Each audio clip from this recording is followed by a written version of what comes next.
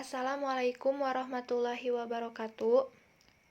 Alhamdulillahirabbil alamin wassalatu wassalamu ala asrofil anbiya'i wal mursalin wa ala alihi wa ashabihi ajmain amma ba'du.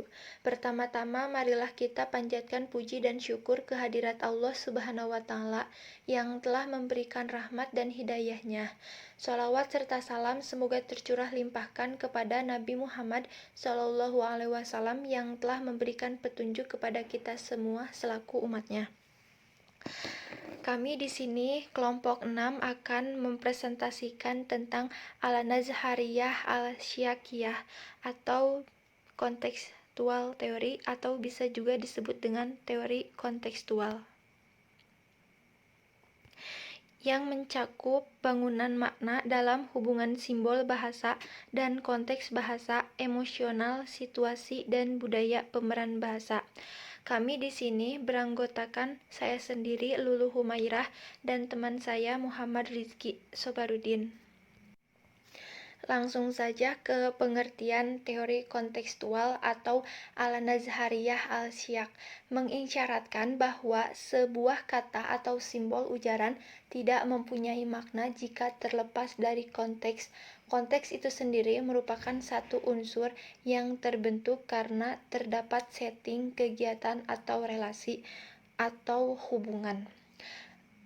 Disebutkan juga, teori kontekstual adalah teori semantik yang berasumsi bahwa sistem bahasa itu saling berkaitan satu sama lain di antara unit-unitnya dan selalu mengalami perubahan dari waktu ke waktu dan perkembangannya.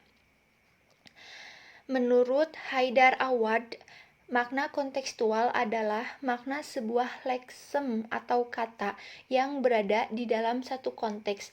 Makna konteks dapat juga berkenaan dengan situasinya, yakni seperti tempat, waktu, dan lingkungan penggunaan bahasa tersebut. Konteks merupakan elemen makna yang dimaksud dalam struktur teks atau pembicaraan, sebab konteks tidak hanya memperhatikan kata dan kalimat saja, tapi juga teks tertulis dan pembicaraan secara keseluruhan lewat hubungan antara kosakata dalam suatu konteks. Selanjutnya, konsep dasar teori kontekstual dalam kajian semantik. Konsep teori kontekstual diprakarsai oleh antropologi Inggris yang bernama Bronislaw Malinowski berdasarkan pengalamannya ketika ia hendak menerjemahkan konsep suku Trobriand yang diselidiki ke dalam bahasa Inggris. Ia tidak menerjemahkan kata demi kata atau kalimat antara dua bahasa. Bronislaw Malinowski mengatakan objek studi bahasa ialah penggunaan bahasa sehari-hari. Tujuan studi ini adalah memecahkan aspek-aspek bermakna bahasa sedemikian rupa sehingga linguistik dan aspek non-linguistik dapat dihubungkan nada korelasinya. Makna sebuah kata bergantung pada penggunaan dalam kalimat. Menurut J.R. Firth, teori kontekstual sejalan dengan teori relativism dalam pendekatan semantik bandingan antar bahasa. Makna sebuah kata terikat oleh lingkungan kultural dan ekologis pemakaian bahasa tertentu. Teori ini juga mengisyaratkan bahwa sebuah kata atau simbol tidak mempunyai makna jika ia terlepas dari konteks situasi. Singkatnya, hubungan makna itu bagi Firth baru dapat ditentukan setelah masing-masing kata berada dalam konteks pemakaian melalui beberapa tataran analisis. Untuk mengetahui makna kata atau kalimat dengan tepat dan benar, seseorang harus melakukan analisis terhadap konteks yang melatarinya.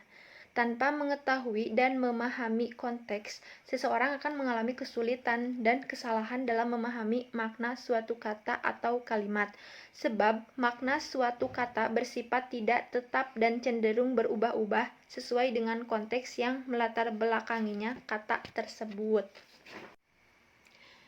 Selanjutnya, pendekatan teori kontekstual dalam emosional, situasi, dan budaya pemeran bahasa. Para linguis Arab dahulu telah mengerti dan memahami besarnya peran yang dimainkan oleh konteks dalam menentukan makna. Misalnya dalam bukunya Dalail al-Izaz menyatakan bahwasannya kata-kata tunggal tidak dibuat untuk diketahui maknanya secara mandiri.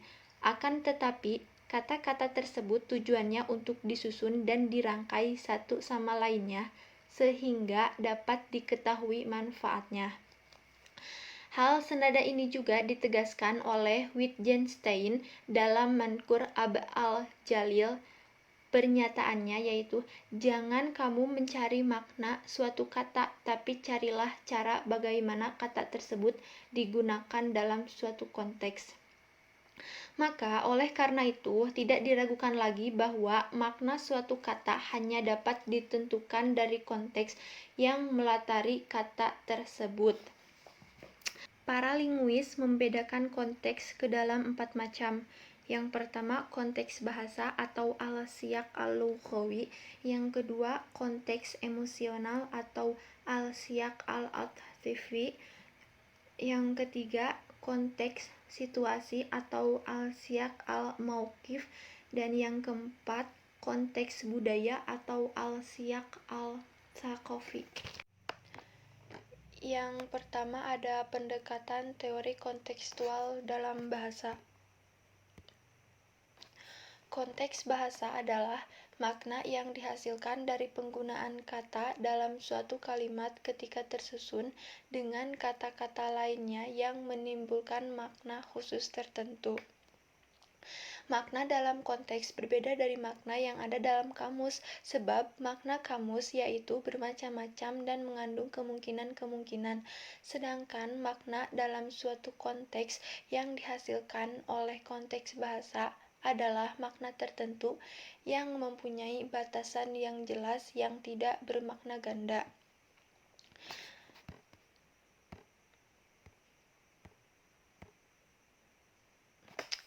Misalnya kata ainun. Dalam bahasa Arab, kata tersebut merupakan al-musyatarak al-lafzi.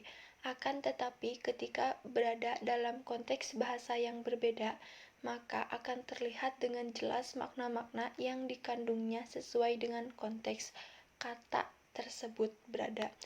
Setiap konteks yang ada di dalam kata ainun hanya akan mendatangkan satu makna yang dapat dipahami, bukan makna lain, sehingga dalam konteks tidak akan terjadi kesamaan makna. Contoh yang pertama, kata ainun memiliki arti mata untuk melihat. Contoh yang kedua, kata ainun memiliki arti sumber mata air. Contoh yang ketiga, kata ainun memiliki arti mata-mata. Dan yang terakhir, contoh keempat, kata ainun memiliki arti pemimpin suatu kaum.